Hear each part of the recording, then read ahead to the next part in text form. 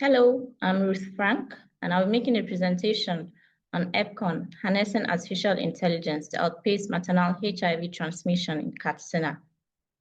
These are the authors, and here's my outline. The authors declared that there is no conflict of interest regarding this abstract. By way of background, it is important to know that mother-to-child HIV transmission remains a major public health concern in sub-Saharan Africa. According to the World Health Organization, reports has it that the range of transmission from mothers to their children ranges from 15 to 45%, which is quite high if you ask me. For sub-Saharan Africa, the transmission rate varies based on a number of reasons. First, the diverse countries that make up sub-Saharan Africa itself, and then the studies which have been conducted to prove this point. But current research has it that greater than 12.2% is the record we have as at now. Current prevention of mother-to-child transmission care is often reactive, which implies that mothers who are positive are identified too late, and then the risk of transmission to their children gets higher. Surveillance systems are unable to predict maternal HIV hotspots, and we are aware that timely detection and viral suppression during pregnancy is key to ensure that children are born HIV negative. Currently, we lack tools to predict HIV risk early among pregnant women, and this is where EPCON as a solution comes in. So what exactly is EPCON? EPCON is a public health system that leverages artificial intelligence to predict regions and then populations where there's high risk of disease prevalence in areas. It uses enhanced early warning, is an enhanced early warning platform, and uses predictive modeling on maternal health and adolescent girls and young women data. So what EPCON does is that it makes use of data which is currently available, utilizes the data, both demographic data and then data of say the population within specific regions, and then is able to predict the disease burden within specific areas. As we can see from this map, we can see a map just by the right-hand side. It shows the social, demographic, and then environmental data, which is used in client context from an epidemiological perspective. It identifies high-risk clusters, which is referred to as hotspots, and then makes sure that care gets to these people so that they are put on the treatment that they need and they deserve. EPCON enables proactive community interventions. Currently, Nigeria is one country in which EPCON has been able to pilot and implement its platform. Aside HIV, there are also other diseases that EPCON has been used to predict hotspots for. They include Lassa fever, Ebola, and even leprosy. For the methods, between October 2024 to August 2025 in Katsina State, Nigeria, pregnant women were reached through community-based organizations. What happened through this process was that community-based organizations went to communities themselves and then screened pregnant women for HIV. Of course, this screening in communities was targeted and directed by EPCON, saying that predictions were made for these sites to be picked since they were hotspots. EPCON made analysis of demographic and clinical patterns to forecast hotspots, and then these screenings happened. Before the women were screened, the pregnant women were screened, there's actually an eligibility checklist that ensures that the people who are screened are actually eligible for screening and then eligible for testing. The eligibility checklist includes number one, the woman must be unaware of her HIV status as at the time of testing, and number two, she must not be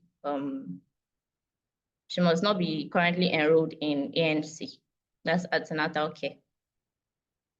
After this data was gotten, a comparison was made with the data from EPCON and that of conventional surveillance. And by conventional surveillance, we mean the facility reports that is gotten routinely without active implementation to make sure that these HIV cases are found.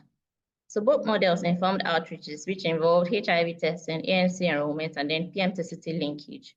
What was evaluated and determined was the timeliness of hotspot detection. That is how fast a hotspot was being able to be detected and how precise the hotspot prediction by EPCON was in comparison to that of the conventional surveillance, and then link it to ANC rates.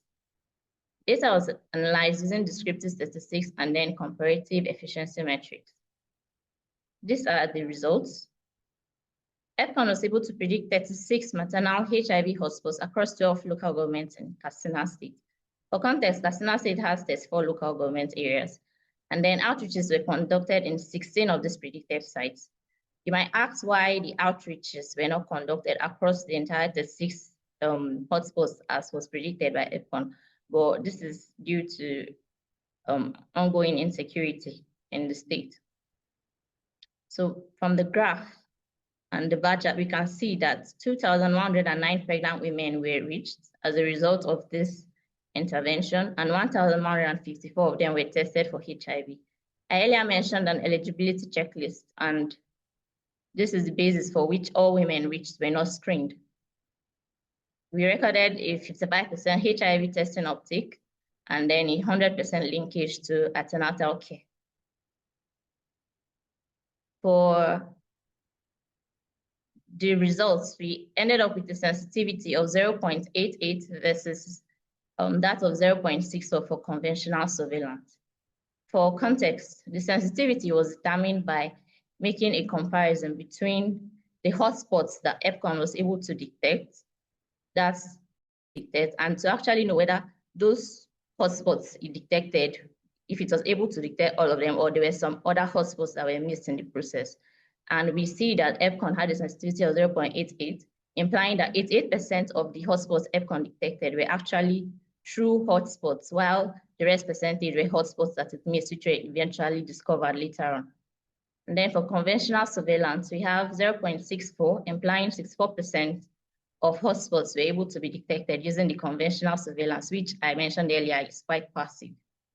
So for the predictive precision, EPCON recorded a value of 0.62 against 0.41 for conventional surveillance, implying the predictive precision was gotten by making a comparison between the hotspots EPCON was able to predict, and out of those hotspots, which of them were actually true and real hotspots and which were false hotspots. That's like true positive and then false positive.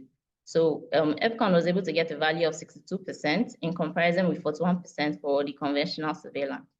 And then to determine how fast EPCON was able to detect these hotspots in comparison to conventional surveillance, we have 6 weeks earlier as against that of conventional surveillance.